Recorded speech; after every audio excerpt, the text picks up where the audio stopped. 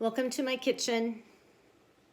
Day 3 of doing work remote, and finished up my day and wanted to share with you a bit of a strategy because for me, especially in times of uncertainty or shift, there are two things I really lean into. One is my faith, and another is the understanding of my top strengths and how I'm naturally created and how I naturally respond to things, and how can I leverage those top strengths, especially in times of challenge.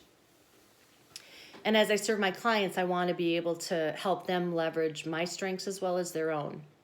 And so one of the things that I tend to do when things are uncertain or things are a little bit sometimes scary, unnerving for me, is I tend to create frameworks. I tend to create something to work from, kind of a base.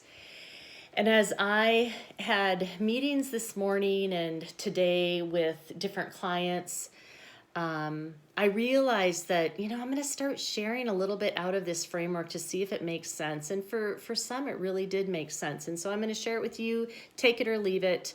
It's just another strategy that is surfacing from my top strengths.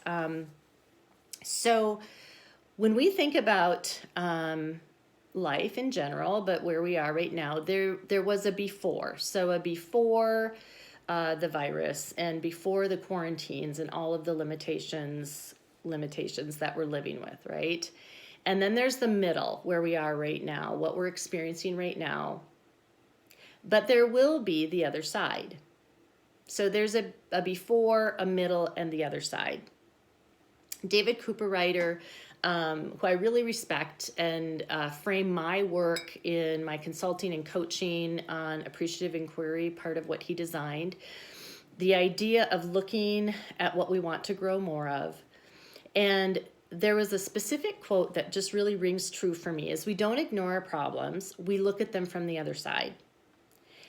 And so when I think about the other side, I go a little bit backwards and go, okay, so what's happening in the middle? Because what happens in the middle right now is going to influence what the other side looks, feels like, and functions like. Whether it's our families, whether it is our personal health, whether it is our organizational health, whatever. We have this before of how things were done, what we knew. We have this middle now where we have some choices and options to make, even in the times where we are feeling constrained. But then we have this other side to look forward to. And I want to encourage us that as we are in the middle right now and uncertain about what the other side is going to be like for us as individuals or in our communities or churches, and throughout the world, I want to encourage you to be curious versus anxious about what you're going to do in the middle and how that could in fact impact what the other side is going to look like. The decisions you and I make right now while we're in the middle is going to influence the other side. We get to choose, we get to influence that. And so I want to encourage you. I am praying and praying. I am digging myself into scripture and speaking into truths to myself and to those that I love dearly. But I'm also working from this framework that says there was a before, there's a middle right now, but there's this other side that we get to be curious about and we get to influence what it looks like. So take time to consider what you want that other side to look like, and then start building some intention. I'm going to be putting out free resources and tools to be able to help us in that process of deciding what it is that we want the other side to look like, but also being intentional about this middle and making sure that we're not getting stuck, but that we're continuing to move forward towards that other side.